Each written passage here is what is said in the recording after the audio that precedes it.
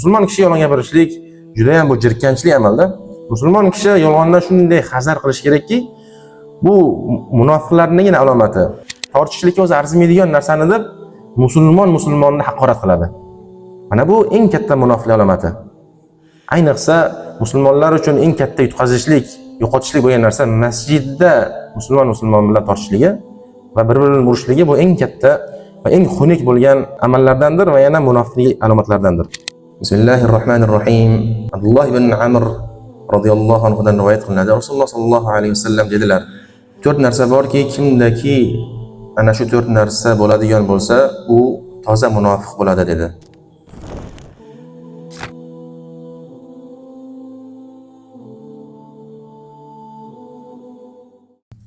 Bismillahirrahmanirrahim. Alhamdulillahi rabbil alamin. والعاقبة للمتقين والصلاة والسلام على رسوله الأمين نبينا محمد وعلى آله وأصحابه أجمعين. اللهم علمنا ما ينفعنا وانفعنا بما علمتنا وزدنا علما. اللهم ارزقنا الإخلاص والعمل الصالح ومتابعة النبي صلى الله عليه وسلم. اللهم فرج هم المهمومين ونفس كرب المكروبين وقض الدين عن المدينين واشف مرضانا مرضى المسلمين.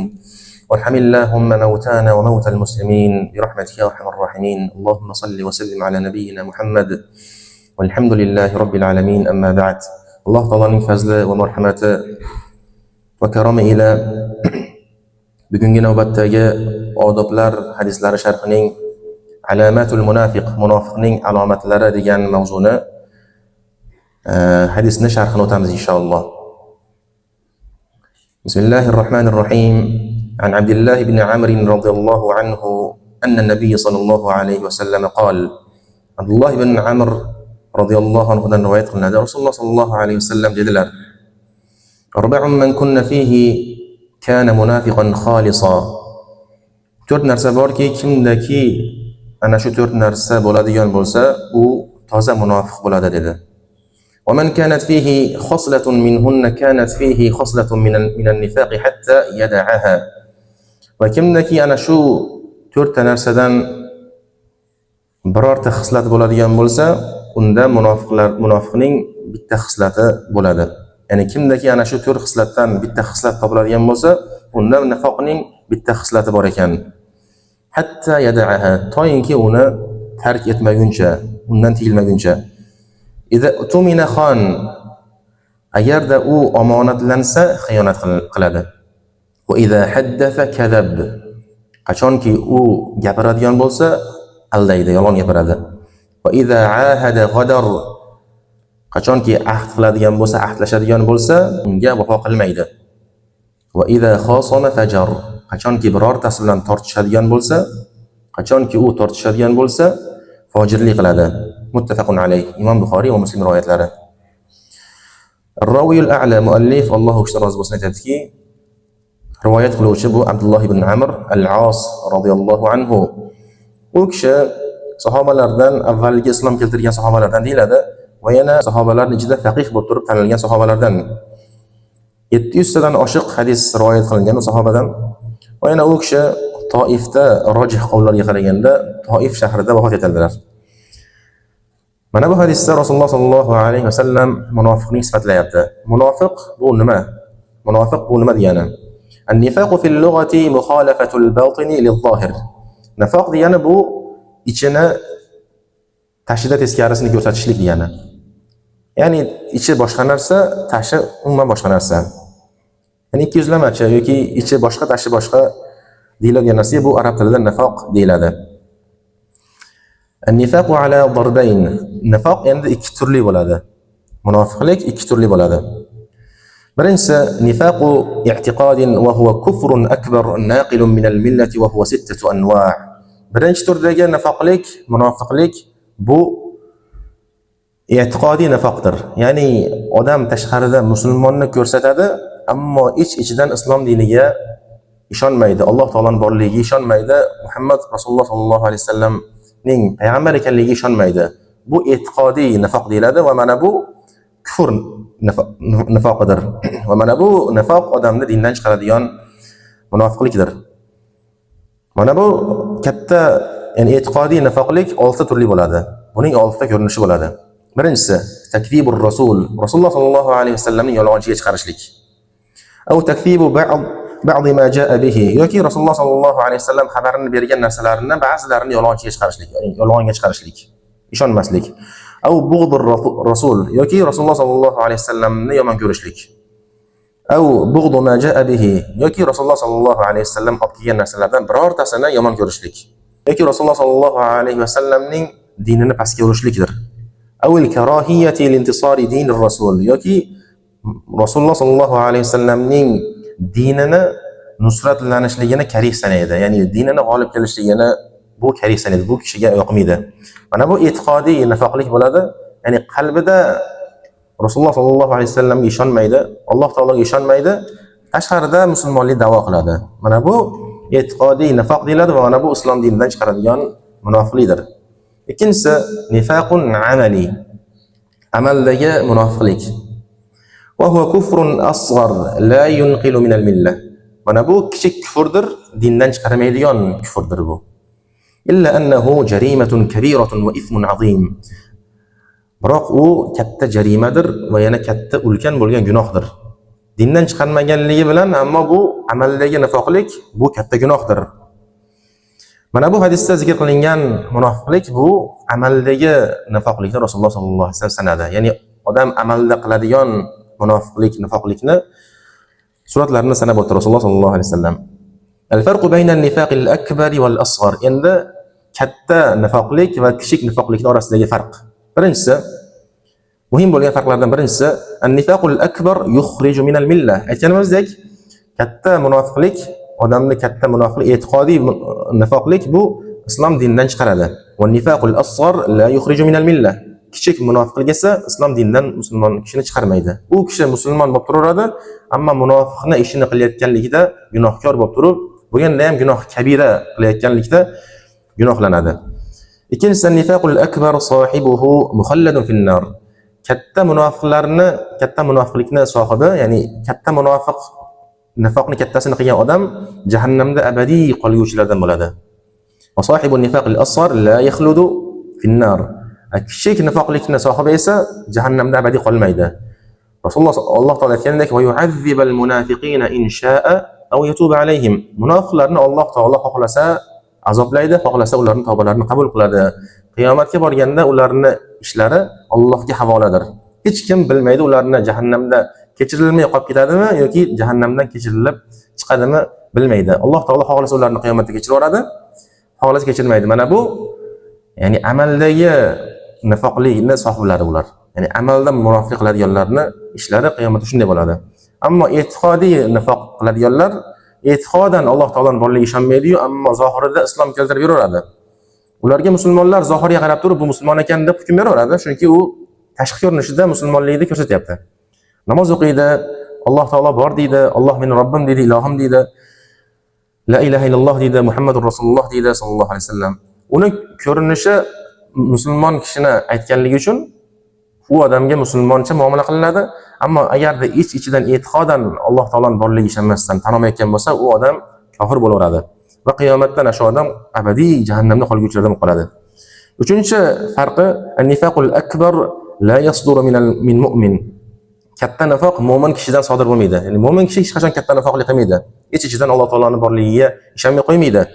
Ammo va sohibun nifaqil asghar qad yasduru min al-mu'min. Ammo kichik amaldagi bo'ladigan nifoqlik bu mo'min kishidan sodir bo'lib turadi.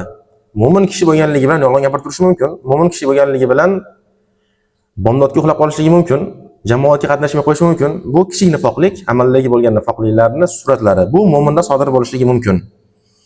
To'rtinchi farqlardan an-nifaqul akbar ixtilafu as-sirri wal alaniyati fi an-niyya va nifaqul asghar ixtilafu as-sirri wal alaniyati fi al-amal. Katta nifoq u faqatgina niyatda bo'ladi, odamning qalbida bo'ladi. Uni hech kim ko'rmaydi. Ammo amaldagi nifoqlikni u tashqarida, botinida bo'ladi, amalida ko'rinib turadi odamning.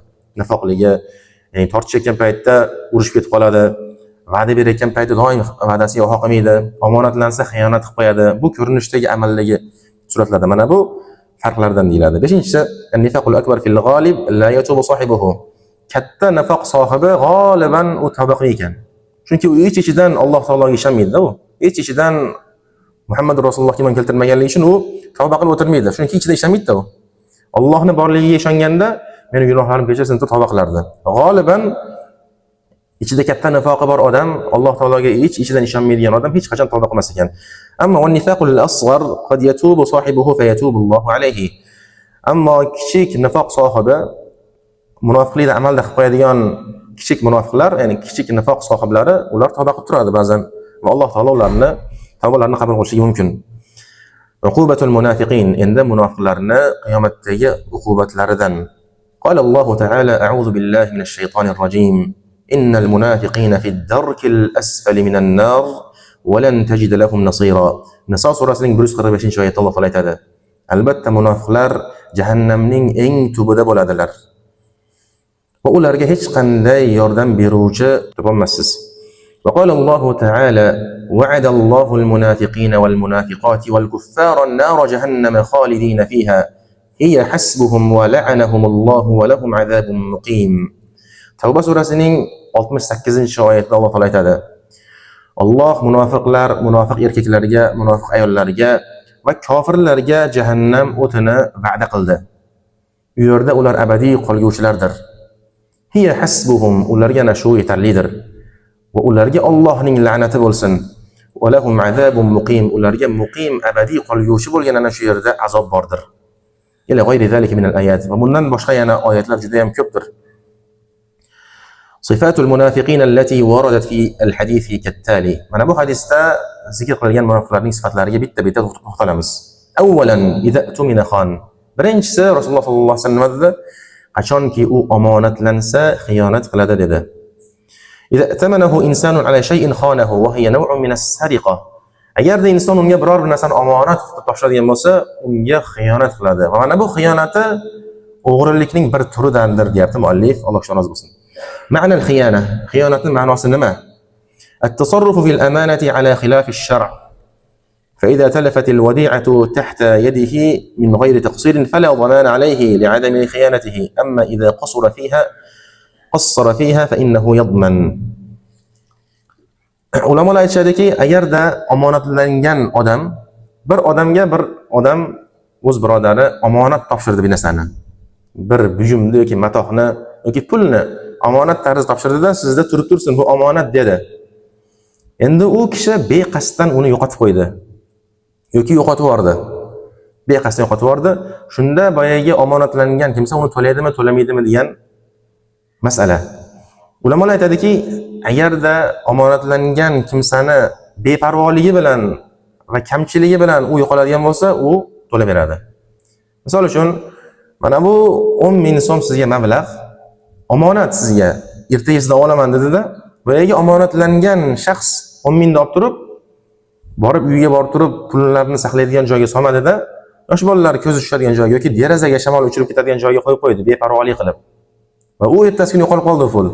Uni to'laveradi. Chunki uni taqsiridan bo'ldi, ya'ni beparvoligidan, uni kamchiligidan bo'ldi. Omonatga mas'uliyatni his qilmadi-da, jiddiy qaramaganligi uchun uni ayblanib qoldi va u to'laveradi.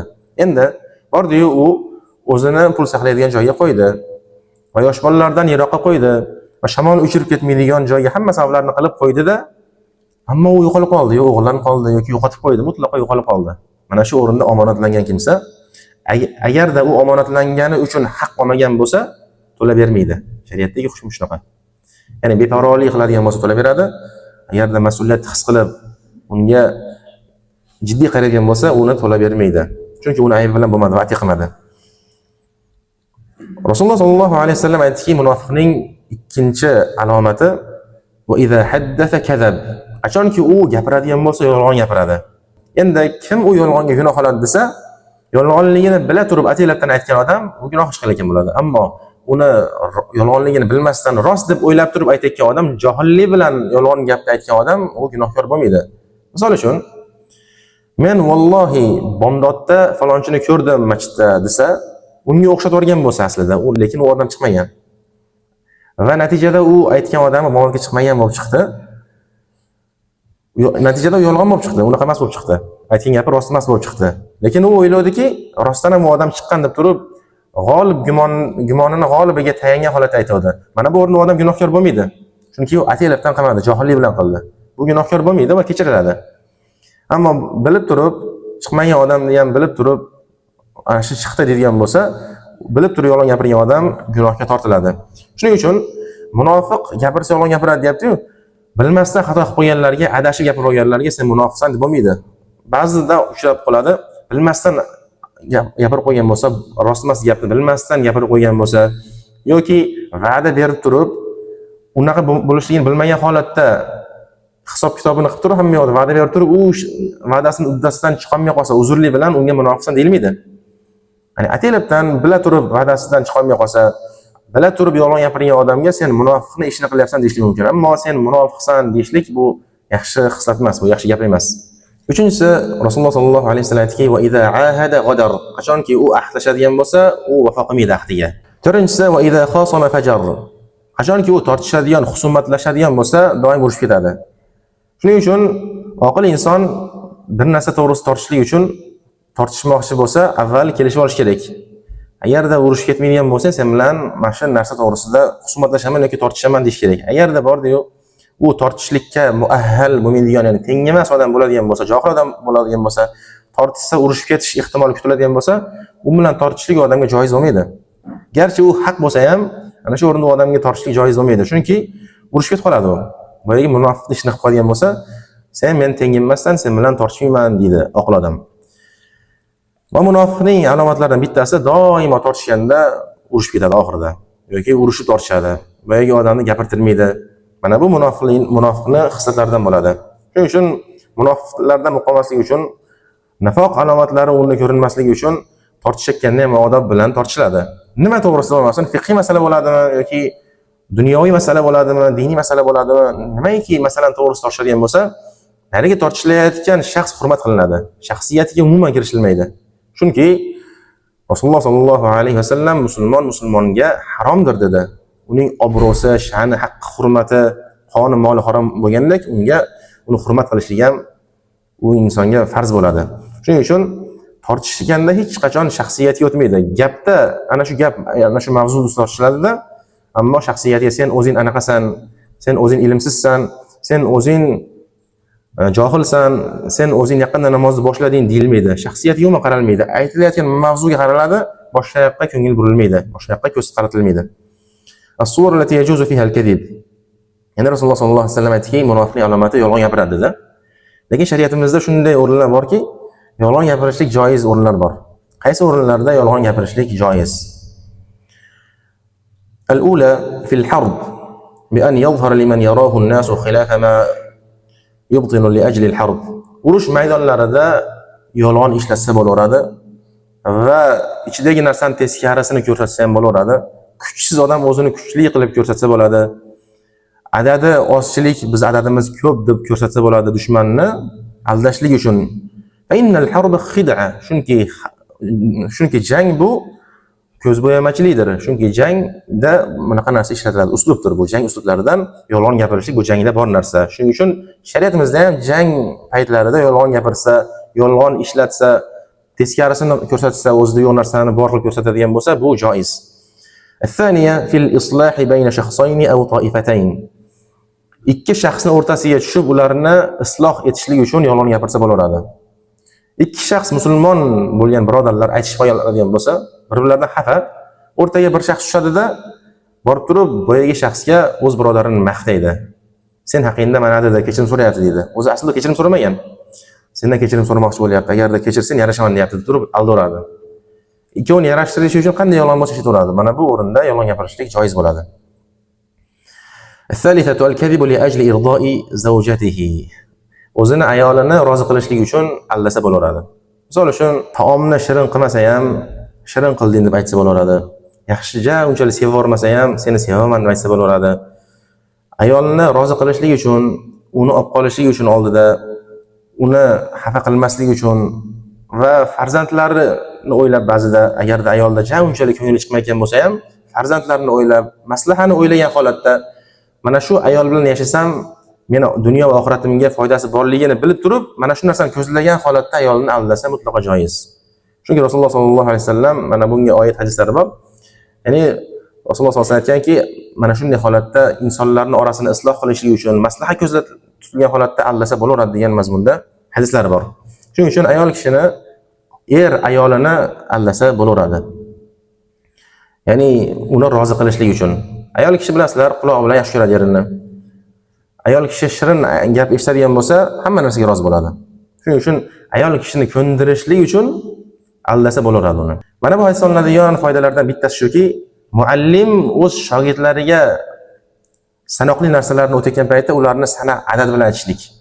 Muhim narsalarni o'tayotgan paytda yodlab olishlik uchun ularga sanab aytib berishlik muallimda bu ham zakovatidan va muallimda fazilatliligidandir bu ham. Chunki qachonki raqamlar bilan aytadigan bo'lsa, undan tinglayotganlar va raqamlarni yodlab qolishlikka iloji boricha urinadi. Shuning uchun Rasululloh sollallohu alayhi vasallam 4 ta narsa borki, kimdaki u narsa topiladigan bo'ladigan bo'lsa, u odam toza munofiqdir deb turib, yodlashga oson bo'lishi uchun o'z ashablariga rahim qilgan holatda va qolaversa ummatiga rahim qilgan holatda mehribonchiligidandir bu.